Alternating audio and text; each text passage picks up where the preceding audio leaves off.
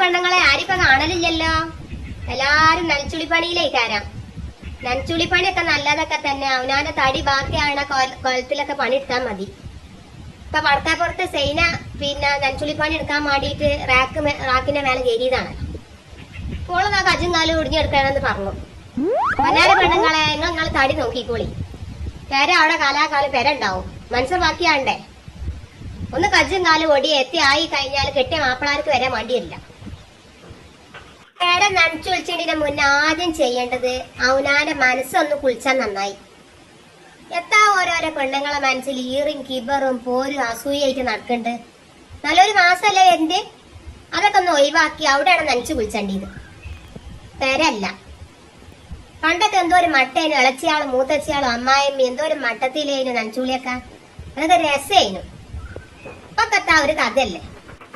പിന്നെ ചില കരിയിലുള്ളതാണ് അമ്മായിമാര്. ഈ ചൂട് കാലത്ത് മരക്കൊക്കെ പിരാന്ത് കയറി എത്തിയമാണ്.